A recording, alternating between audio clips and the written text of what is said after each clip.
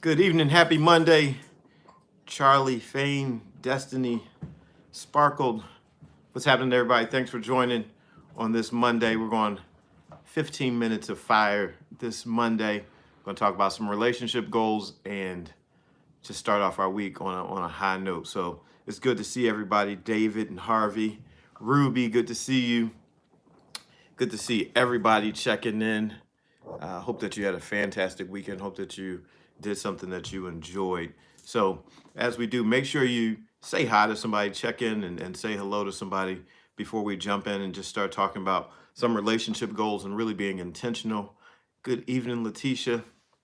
Good to see everybody. So, a few more seconds here with people signing in. Millie, good to see you. Justin, good to see you. Buddha, good to see you. Trizzle, good to see everybody.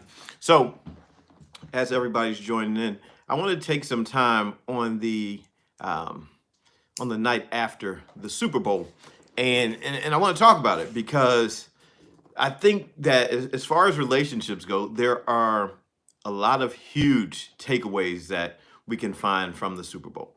I'm not going to sit here and try to act like I'm going to give you all the answers for life, but the one thing I can do is be that friend to you, right? Be that person that you can sit and talk with and chit chat and kind of just talk about life with. And that's how I look at these moments when we get together. We're sitting down, we're relaxing, we're just talking, we're dialoguing, we're engaging with one another. And as I was thinking about the Super Bowl, I thought about how watching the Super Bowl, you could walk away with so many relationship goals, right? All these people we watched as a number of men on two different teams, on two opposing teams, they decided that at this highest moment on the biggest stage, they were going to compete in order to win the highest prize, right? The Lombardi Trophy. They're going for the highest prize. And so that's the end result. What we watched, some of us, what we watched yesterday, it was the culminating moment for the relationships that they developed over a number of years, over, throughout the season. That was the culminating moment. Now we win the championship, the clock goes to 00, whatever. And so men are celebrating because they won the highest prize. They won what they set out to achieve. And I think that right there is a huge takeaway for all of our relationships and something that we can apply. In order for us, it sounds so simple, right? In order for us to achieve something, the one thing that we need to do is we need to know why we're doing it. What are we pursuing? What is the actual purpose of the relationships that you have? Why are we even in them? What's the point? Because a pointless relationship is going to create nothing but a lot of frustration and a lot of hurt and a lot of pain because it has no direction. Those men, they set out at the beginning of a season or when they signed their contract knowing this is what we're going for. We are going for this prize. We are going for this trophy. This is what we want to accomplish. And so these men from different areas and different backgrounds, they decided, okay, what we want to do is we want to work together, we want to game plan, we want to strategize, and we want to build the ultimate relationship so that when we battle against the opposing force, we end up being victorious. But they had a game plan. They knew why they were doing it. And so often we're in relationships and we don't know why. There's no point. We don't have any real clear direction or focus. And so what is it? Ends up being pointless. I've heard it countless times about men not having emotions. Men, they're just not emotional. Men don't communicate. Men don't do this, men don't do that. And then I watch. As an athlete, being an athlete my whole entire life, I sit back and I watch just how easily those assumptions can be disproved. I watch the Super Bowl. I watch any championship moment. I watch, all types of different events and places where people work and when they operate. And then think about this. Throughout the course of a game, one man achieves something, another man pats him on the back. One man makes a mistake. Another guy comes over and taps him on the helmet. Man, pick your head up. Come on, get back in the game. Stay focused. Communication, those that they're outwardly displaying affection. That you score a touchdown, all these guys run together into the end zone and they have a choreographed dance, and they're standing in front of the jumbotron or the camera, and they're doing dances. These are big grown athletic men, right? Huge athletes.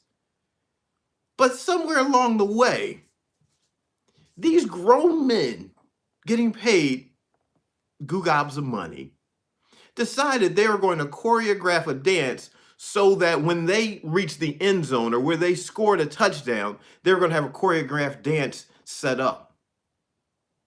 Why? Because they wanted to express their happiness. This is not a thing where men are not emotional. It just isn't true. These are things that get perpetuated, lies that get perpetuated that end up hurting relationships because the perception is all wrong. But again, we have to start with, what is the point? See, these men, they have a focus. They know I want to achieve this. And the people that I'm working with, we want to achieve this. And when somebody on your team does not want to achieve that, there's a problem. You have locker room skirmishes. You have heated conversations because, no, this is the objective. This is the goal. Yeah. Okay, we're getting paid big money, and for some people that's enough. But as an athlete, what you want to do is you want to be on that biggest stage at that biggest moment and win that ultimate prize. But the question in our relationship is, what is the ultimate prize? Communication. Men don't communicate. That's not true. Like I said, I played baseball.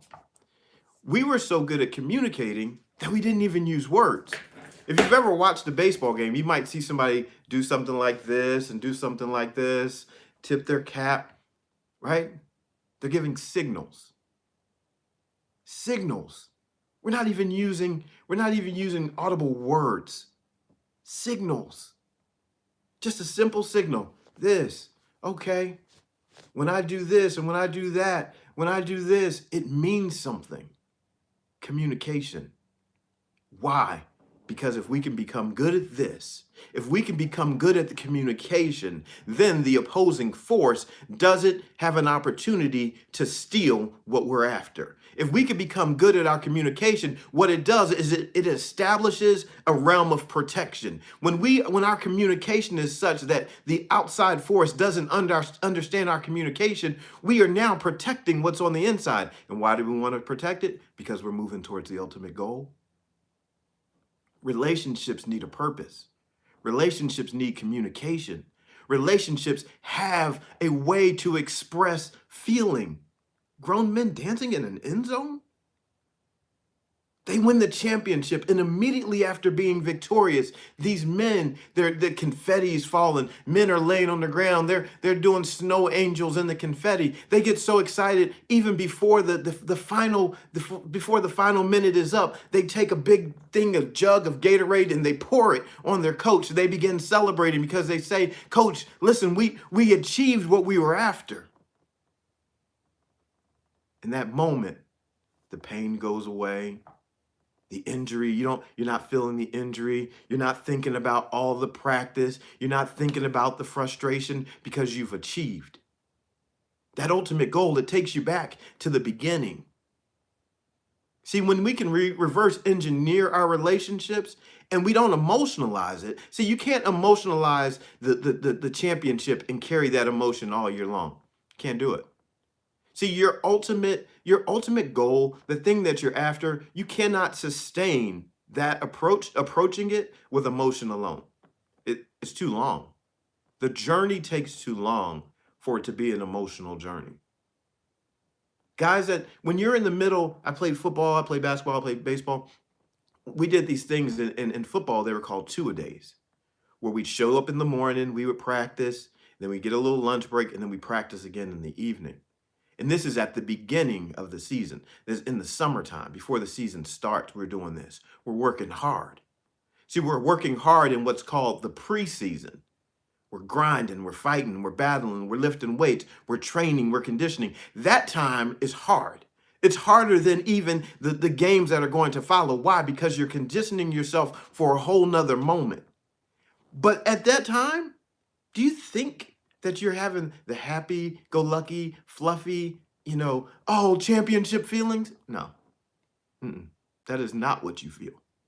When you're doing the work, when you're grinding, when you're pushing hard, when you're in the midst of the frustration, when you're having to learn the lessons, when you're having to sit there and study the books and study the plays, and what did I do wrong? You have to do it again. Coach, you run a play. Coach says, do it again. Do it again. You got it wrong. Do it again. And you're sitting there, you're just frustrated and you're mad because you just keep having to do the same thing over again because the coach is saying, you didn't get it right, so do it again. And so you're going through that. And while you're going through it, man, it's a battle. But guess what? There's also this part of it. While you're battling through, you're thinking about the fact that you are positioning yourself for victory. You're positioning yourself to become a champion. And so there starts to be this different kind of dialogue where you say, listen, look, the other teams, they're not going as hard as we're going. They're not pushing the way that we're pushing.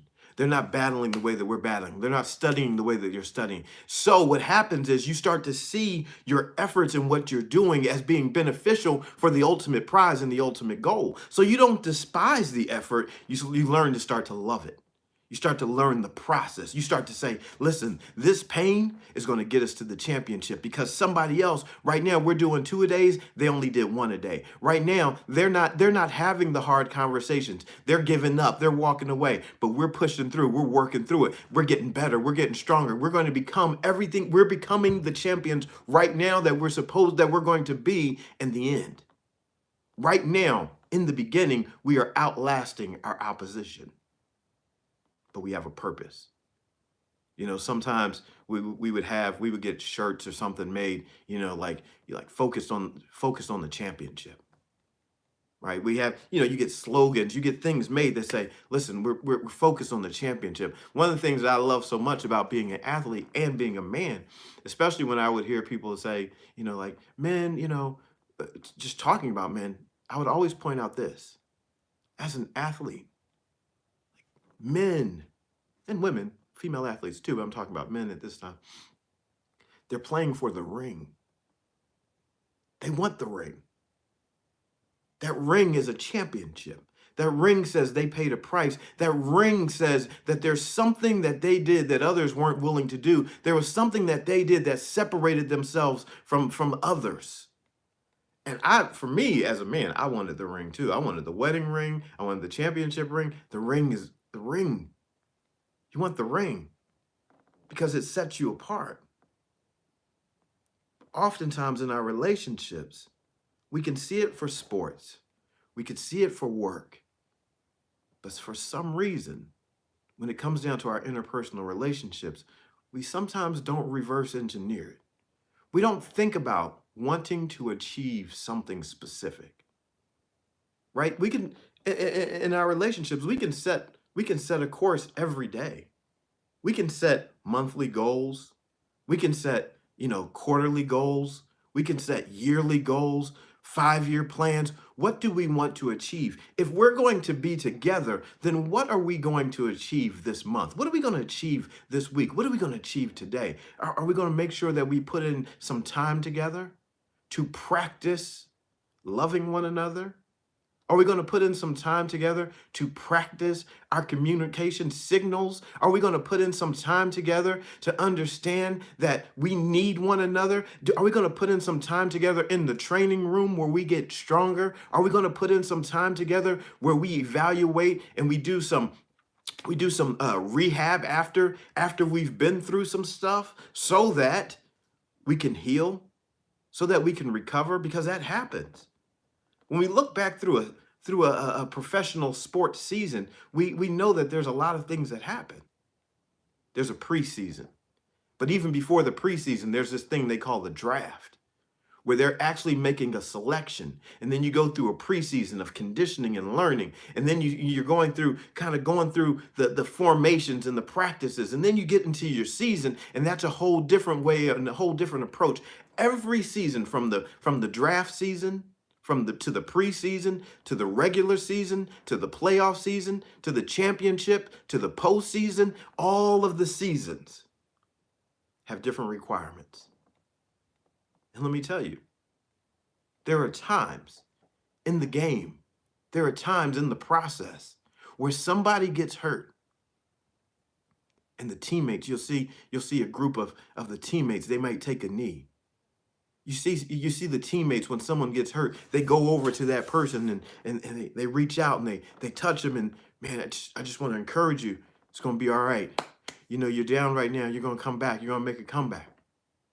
See, there's so much that goes into this, not even to mention all the people that are in the stands cheering for you, people that are in the stands rooting against you, people that are around you to help build you up and strengthen you. You got strength and conditioning coaches. You got specialized coaches for specialized areas. I believe that if we could look at a Super Bowl, if we could look at a sports team and realize all that they go through to achieve the championship that they desire, we could take the same thing, the same approach, and apply it to our relationships. You want to be different in your job? Okay. Same thing. Here's the approach. What are we moving towards? What are we after? What do we want to achieve? You want to be different in your educational process? What are you moving towards? What are you after? What do you want to achieve? What do you do when there are some setbacks? What do you do when there's some injury? What do you do when you've been hurt? What do you do when someone doesn't do the right play? How about that?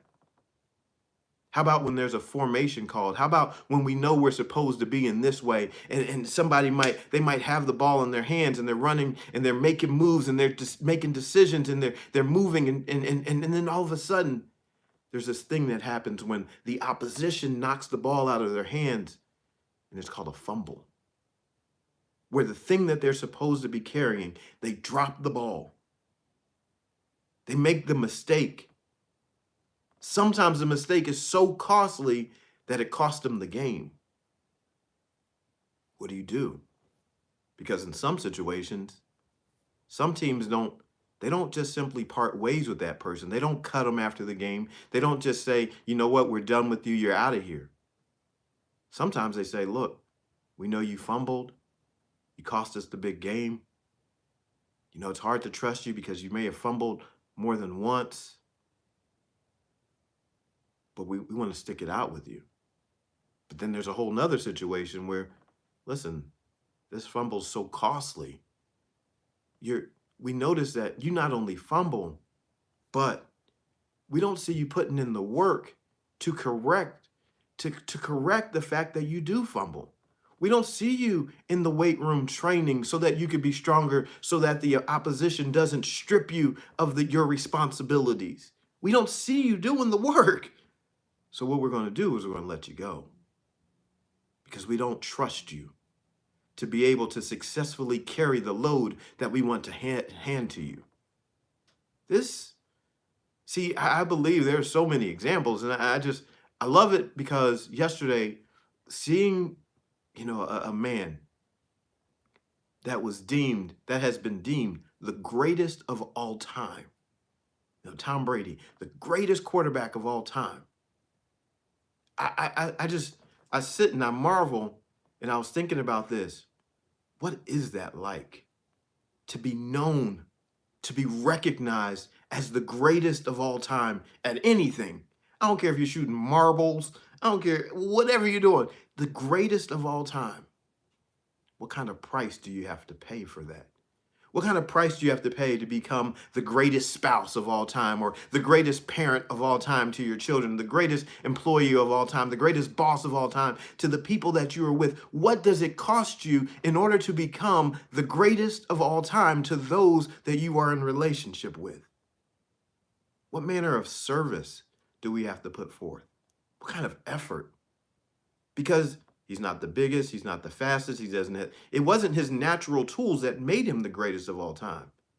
There's another level of commitment that man was after in order to be in that place. People, and check it out, people didn't, when it was his time to get drafted, people overlooked him. He didn't start off as the greatest of all time. People didn't assume that he was going to be the greatest of all time. He was a leftover. So let me just tell you, it's not how you start. I'm sure in his mind, he had a vision for being greater than what those people thought he would be. He had some type of thought in his mind where he didn't accidentally become the greatest of all time. At some point, something in his mind, he became convinced that he had some greatness in him.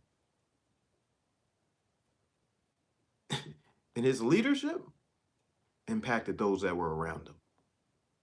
I was looking at some of his teammates that in the past few years had been through a lot of things, and some of them had retired, some of them had been involved with police and all kinds of stuff. But him as the leader, he said, no, this is the way this is going to be. He said, because I'm hunting the championship. I'm hunting victory. I have something in mind. And so when he's talking, his coach said at some point, his coach would even say, at some point, I just step back and I let Tom run the show. I let Tom do the coaching. Like, we have that in us, that we can build ourselves to such a place because we have such a vision that we become the voices that sometimes somebody's going to step back and say, let them take it, because they know exactly where they want to go. The champion in us, I always, if there's a champion celebrating and I get to see it, I always want to watch, because I enjoy being in the atmosphere and the presence of watching someone be victorious. Because there's just a different behavior. There's a different mindset. There's a different approach. There's a different expression. I like to see it. I like to witness it. Those championship moments, I like to see it. I like to see people celebrate, because there's something about that just sparks something in me. Makes me say, I want that. And so when you have the opportunity to decide on the championship of your life, let me tell you, we're living it right now. So this is your time to decide, what do you really want? Like, what is the point? Don't just have any more relationships with people. Don't do it. Don't just have any more, oh, I'm just going to be in a relationship with this person, or I'm just going to take this job, or I'm just going to. Don't do any more I'm just going to relationships. Don't waste your time. Those are not championship relationships. Those are empty. And they're going to frustrate your greatness. They're going to frustrate the possibilities of your life. Get around somebody that agitates you into greatness, not someone that just allows you to be mediocre. Get around somebody that causes you to desire more. Get around somebody that you, when you get around them, you say, okay, guess what? No. I want something greater because I'm around them. This is what being around, listen, this is what this is. Being around you causes me to want something greater. So I get off of these lives and broadcasts and I say, okay, now what can we do? What platforms do we need to be on? What do I need to invest in so that the communication can be greater? Because I see you, and I know this is already happening because the reports are coming back. I see you, and we're working together for the championships of life, and people are producing. They're like, listen, I went and I got a positive report back from the doctor. I went and I started my business. I went back to school. I did this, I did that. And it's happening right now because we're in the atmosphere of champions. This is what is going on. This is not accidental.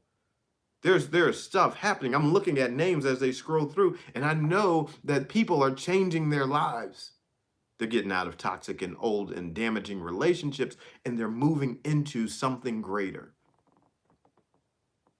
So don't be deceived to thinking you have to play it low, that you have to play it so cool and calm back. No, you don't have to be the last place team, right? No, the championship is available for you. One of the things, and this is going to happen, one of the things when I first envisioned my women's empowerment company, one of the things I determined that I was going to have, as the sisters started going through the program and as we continued to build, I envisioned, and I know we're going to have this, I envisioned ring ceremonies where women would get championship rings for achieving in life, for achieving and going back to school or starting their business and having these milestone moments. And I already pictured it, I already envisioned it, where we'd be in the big ballroom and people be moving across the stage and the music would be blaring and people would be cheering and they come up there and they get their championship ring, their championship moment. I already envisioned it because I envision victory. And so if you're not around people and in the atmosphere where you're envisioning victory, you're robbing yourself and you're putting yourself in position for a defeat. Let me just tell you. Look, Mary T said she's getting hers. She has goals. She has goals. She said, look, I know I'm about to change this scale. I know what we're going to do. She has goals. These championship rings are going to happen. One of these days, I'm going to roll out and give you the display of what the ring is going to look like. It's going to happen. And matter of fact, we might as well dream to another level, because as the sisters are growing, what's going to happen, because the brothers are around too, what's going to happen is there's going to be some men that they're going to get theirs too. Right? Because I told you, the vision was to impact women's lives and to be an example to my sons and my brothers, and for them to be able to look at me and say, I want to be like Dad. I want to be like Uncle Brian. I want to be like Shep. I wanted the men to say, no, I want to be a part of that, being a part of the men that help lift women up and change the atmosphere. Where relationships, we're not just, just repeating the rhetoric, but we are getting into another level of depth and intimacy where this thing becomes so real that we say, no, we're not going to just pass off that men aren't this way and women are that way. No, it's going to be real, personal. We're going to grow healthy relationships, but healthy relationships is nothing if we don't execute. Having a championship mindset is nothing if you don't execute the play. If you don't practice, if you don't have standards. So now what we're going to start doing is having standards where we look at one another and say, listen, that's not how we operate as champions. We operate differently. And so we're going to start having dialogue about our championship moments. We're going to have dialogue about our physical health, because listen, the champions, they train their bodies. They train their minds. They train their relationships. They train their strategies. They train technique. They train every aspect. And that's where we have to be. We need to be looking at one another and say, look, are you taking care of your body? Look, are you taking care of your mind? Are you educating yourself? Come on now. We need to engage with the wholeness of our beings. Are we renewing our mind? Are we overcoming shame? Listen, we're going all the way in. Yeah, we're not doing the cookie cutter thing. We have to get in real, because we've all had different situations, but there are some techniques and some strategies. We've been through different stuff. But there are some things that we're going to be able to be on one page about. In football meetings, in all sports meetings I've ever been a part of, we have the team. You have the team meeting, but then you have specialized meetings. Right? When I played baseball, they'd say, okay, all right, middle infielders, you're working together. Corner guys, first base, third base, you're working together. Pitchers and catchers, you're together. Outfielders, you're out there together. See, all different components, all different expressions of the game. Different players, different positions. But when you bring it all together, one team. So we're all in different positions, but we're going to all grow and be healthy together. Getting ready to shut it down. Someone asked me what the number is behind me. That's a part of the text community. So I encourage you to be a part of the text community while you can, because there's a cap to the number of people that can be a part of it. And so I want to get to a particular number. I'm going to actually meet with those that are already a part of it. We're going to go through a plan to talk about strategizing and growing it. And so I encourage you to be a part of it before it reaches its first cap. So please do that. When you first send your message in, it'll be an automated message at first, but then after that, you'll get some live, you'll get you'll get text messages from me. Sometimes I do send videos through it. Last night during the Super Bowl, we did something cool. I sent out a trivia game during the Super Bowl, before the Super Bowl started, and sent out some questions, and the grand prize was a 30-minute one-on-one session with me. And so Tiffany Hartman won that. Congratulations to you, Tiffany. So she had the most answers correct, and she almost called the game exactly. She was 3 points off of the game total, which was pretty neat. But she won that. But that's stuff that we do. There's content that you won't see anywhere else, and connection that you can't have anywhere else. So be a part of that if you want, and we can continue to grow that way. So we're going to shut this down, and oh, it's backwards on YouTube. Okay. So on YouTube, the number is 267-323-4817. And so now we know that. Thanks for pointing that out, Ruby. I appreciate you. Yeah. So she's a time traveler. She cheated. Yeah, I don't know, but she did it. So yeah, so this is where we're at. This week is going to be a big week on relationships and building the championship relationship. And we're going to start as we go through this week. We're going to look at the end, what we want to achieve, and we're going to reverse engineer it. We're going to work it back because oftentimes we just want to move forward in the euphoria of newness, in the euphoria of, oh, I'm starting a new relationship. This is so exciting. But we oftentimes don't look at where we're going. And so we're in these relationships without a real clear destination. So we want to start looking at, where do we want to go? Let's work that back so that, yeah, we can be excited, but then we're going to plan out a way to work to achieve the championship. And so as we look at this, we get to become intentional people. We get to look at relationships. Are how you relate to someone is going to require work. And the beauty of it is the work makes you stronger. And being proactive, looking ahead of time, strategizing where we want to go, what we want to achieve, it gives so much clarity to our actions. It helps us to make clear decisions. And and so when we're clear, we get to operate with power. We're not supposed to be stuck between two worlds. We want to be clear. It's a labor, absolutely, Andrea. It's a labor of love. The labor of love.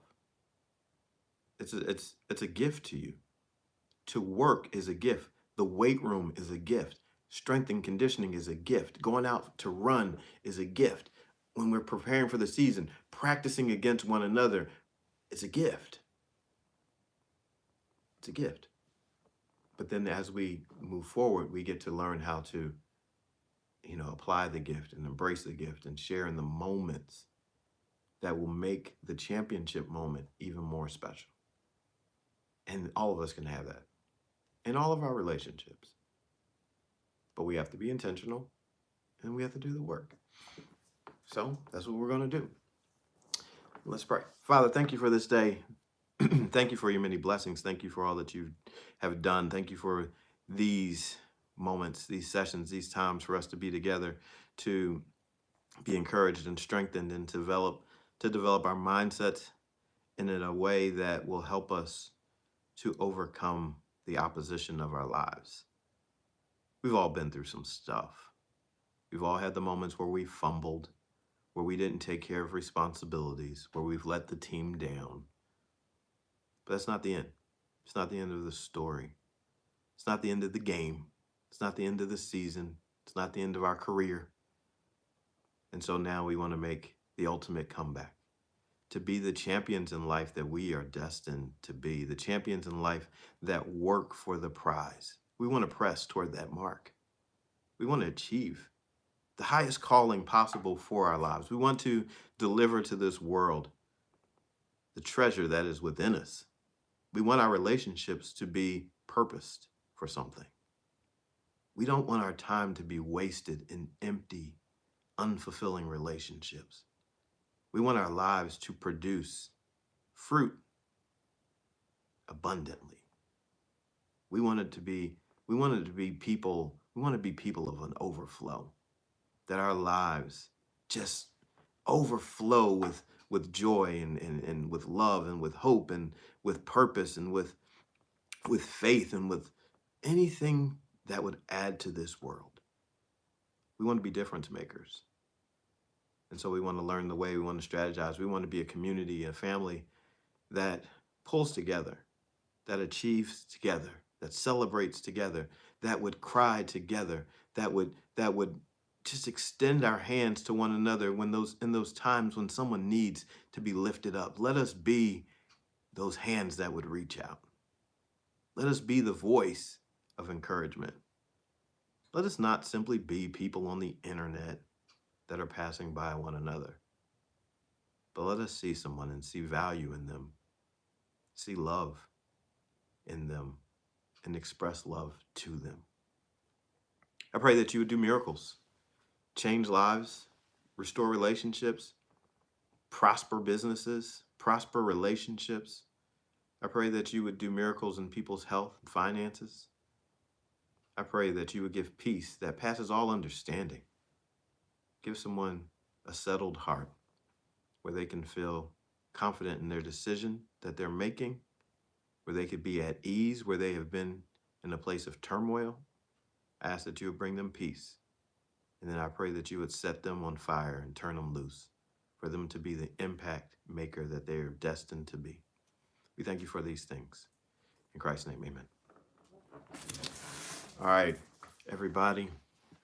It's been fantastic starting off this week on a high note. Be the champions that you are destined to be.